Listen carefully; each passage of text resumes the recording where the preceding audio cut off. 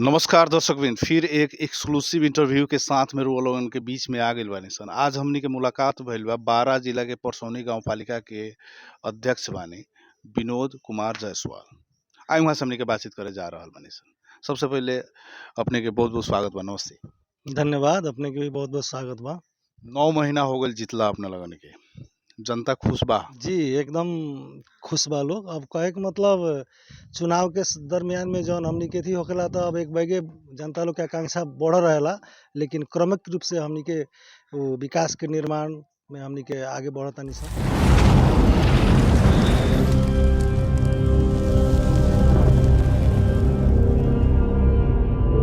परसौनी के जनता तो कह रहल बा रुआ कुछो कामे नहीं करे सकत। पेंडुलम मेयर साहब हैं।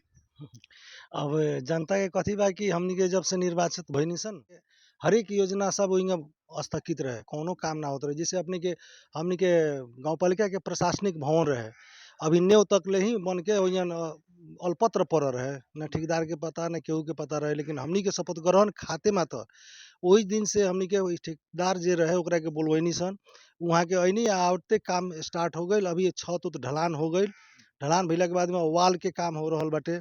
वैसे ही हमनी के परसौनी गाँव पालिका में 10 सैया के अपने के हॉस्पिटल निर्माण होत रहे, उ भी नेवे स्तर में रहे। ऐसे ही अल्पत्र रहे, कोई ओकर सुनवाई ना रहे। लेकिन हमनी के जब गइनी सन त ओ समय से अपने के ठेकेदार जे कॉन्ट्रैक्टर जे बानी वहाँ के बोला के आ बिहाने भइला से ओकरा के काम शुरू करा के ओकर भी छत हमनी के ढलान करवा चुकल बानी सन। ओकर वाल के काम अभी जोड़ान हो रहल बाटे। वैसे ही हमनी के जैसे 7 नंबर वार्ड में बाटे, वहाँ भी अपने के कस्बे के एगो निर्माण करे के रहे, जौना के चलते इतना ना दिक्कत रहे। 7 नंबर वार्ड हमनी बंजरिया जौन पड़ेला, काल के दिन में रहे बोक के भरिया खानी बोक के ले जाए के अवस्था रहे। आज गाड़ी हमनी के ओही में जा रहल बा, जौन कस्बे के हमनी के निर्माण वहाँ करौनी सन। वैसे ही अपने के बलुआ हमनी के 7 नंबर वार्ड में अपने के ढलान के टेंडर हो गई रहे, लेकिन ओकर काम ना होत रहे।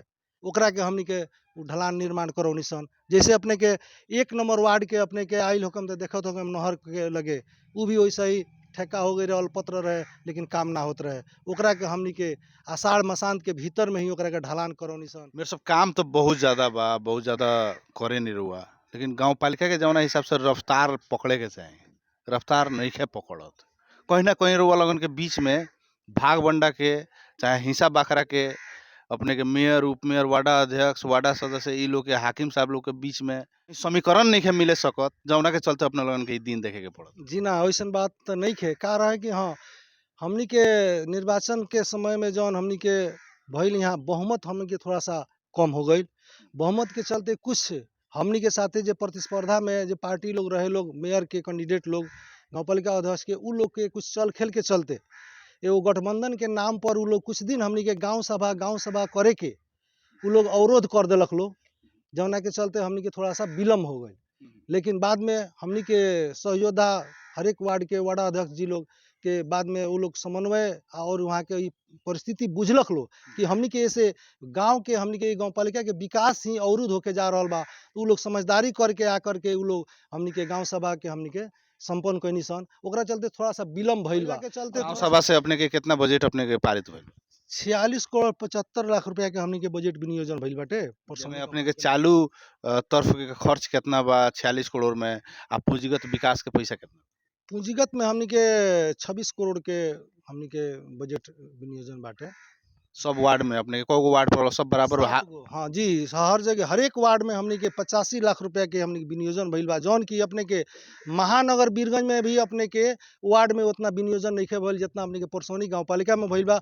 उप महानगर अपने के कलैया बा, उहाँ अपने के 70 लाख ही रुपया विनियोजन भइल बा वार्ड से, लेकिन हमनी के 85 लाख रुपया हमनी के विनियोजन कइले बानी सन। सब लोग कहता मेयरो साहब कुछ रखले बानी। जी, मेयर साहब के तो खैर अब बाटे, लेकिन वही अनुसार से बाटे जौन हिसाब से पूंजीगत केवल बाटे हमनी के विकास में। करोड़ अपने लग रखले। हमनी के अब ओकरे के खास करके ज़्यादा छुटियावल नइखे, बहुत कम ही बाटे। हमनी के वार्डा के माध्यम से ही हमनी रकम के खोल ना दी, सब लोग जाने के चाहता है। जी, अब तो ओकरा के हमनी के देखे के पड़ी थोड़ा-सा वो हिसाब से जी। लेकिन हमनी के समन्वय करके कोनो किस्म के ओमे मतभेद ना रख के सबसे ज़्यादा हमनी के वार्डा के माध्यम से ही हमनी के विनियोजन कइले बानी सन। अपने गांव पालिका में सार्वजनिक जगह के अपने गाछ वृक्ष के ऊ वार्ड अध्यक्ष जनप्रतिनिधि काट लेता। सरकारी स्कूल बा, वहाँ बच्चा अइले नइखे, एंगे पैसा लोग लेत रहता। रुआ घंटी डोला के बैठल बनी का कुर्सी पर? जी ना, अपने के ई गलत मैसेज बाटे। 5 साल जे सत्ता में स्थानीय सरकार रहे लोग, ई वो लोग के उपलब्धि ह कि जहाँ विद्यार्थी नइखे वहाँ पर खाजा के पैसा, किताब के पैसा, संचालन के पैसा, ई सब जा रहल बा, अनुदान के पैसा जा रहल बा। ओकरा के हमनी के चुनाव जीतला के बाद में हरेक स्कूल, सामुदायिक स्कूल के हमनी के अनुगमन कइनी सन। अनुगमन करे के दरमियान में जौना-जौना स्कूल में वैसन का अवस्था आइल बा, वो जगह पर हमनी के एकदम सब कुछ रोक देले बानी सन। जौन भी अनुदान के पैसा जा रहल बाटे ओकरा के रोक देले बानी सन। जैसे हमनी के 6 नंबर वार्ड के भी कुछ स्कूल बाटे वैसन का, वहाँ भी हमनी के अनुगमन कइनी सन, वहाँ विद्यार्थी एकदम न्यून बा। वो जगह पर हमनी के अनुदान के रकम हमनी के रोकले बानी सन कि वो जगह पर विद्यार्थी नइखे तो हमनी के वहाँ ना जाम सन। कुछ जगह टोटल कितना स्कूल बा, कितना प्रावी या निमावी मावी बा? हमनी के परसौनी में अपने के 10+2 अपने के 2 गो विद्यालय बाटे। अपने के बेंगासा बाटे और अपने के वहाँ नेरा प्रावी, अपने नेरा मावी, अपने के एथी बाटे बेलहिया जौन हमनी के 6 नंबर वार्ड में बाटे। वैसे ही अपने के हमनी के 5 गो मावी बाटे। वैसे ही अपने के हमनी के नीमा भी बाटे, अपने के एगो बाटे जौन अभी 3 नंबर वार्ड में बाटे। प्रावी अपने के हमनी के यहाँ बाटे 3 गो विद्यालय। स्थानीय सरकार के कथी बा देखी, शिक्षा स्थानीय देखी, लेकिन वहाँ वो लायक के टीचर के दरबंदिए नइखे आवत। अब हमनी के निजी स्रोत से न्यून रकम में कितना हमनी के कर सकतानी सन, वो हिसाब से हमनी के कर रहल सन। लेकिन सरकार से हमनी के मांग बा कि जौना हिसाब से हमनी के जैसे 10+2 भइल, मावी हमनी के स्तर उन्नति भइल, ओकरा के ग्रेडिंग करके आगाड़ी बढ़ल बाटे। वो टाइप से अपने के हमनी के शिक्षा के जौन बाटे नु टीचर लोग के दरबंदी हमनी के वहाँ से अगर दे देता तो हमनी के बहुत ही अच्छा रही। लेकिन वैसन का नइखे देले। स्थानीय सरकार कहे के बा, लेकिन अब कंट्रोलिंग वहाँ से, दरबंदी वहाँ से क्रिएट करे के पड़ता, तब जाके यहाँ थाई हमनी के राखे के होई, वो हिसाब से बा। उंगली पर गने वाला 4-5 गो काम अब रह गइल बा कि उ चीज बिगड़ल बा, ओकरा के ट्रैक पर लियावे के बा। उ कौन-कौन काम बा अभी?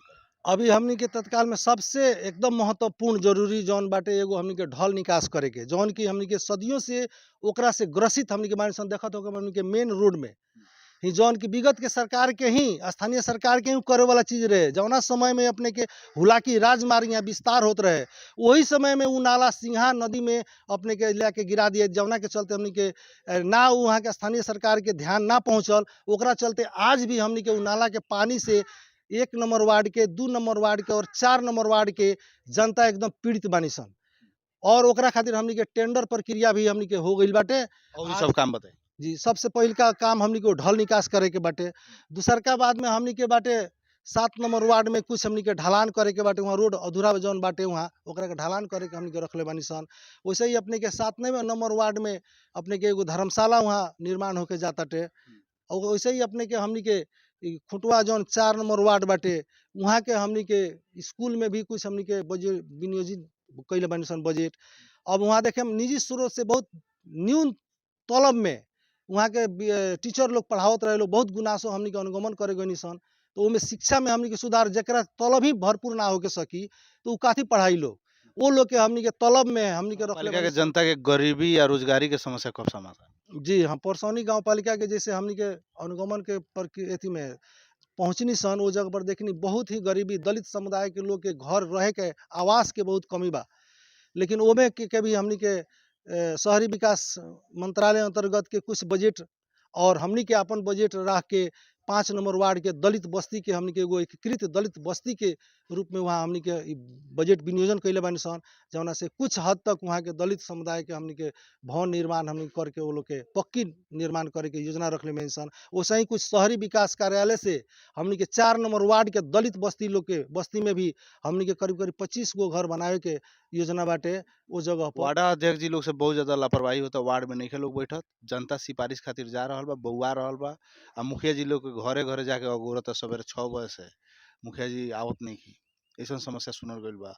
आ अपने के हर एक जगह कमीशन तंत्र भी अपने के हर एक ठेका में, योजना में मतलब कर्मचारी लोग से ले रहल बा लोग, इहो बात आ रहल। जी ना, ई एकदम गलत मैसेज अपने के मिलल बा। ओकरा खातिर हमनी के नियंत्रण साफा बा।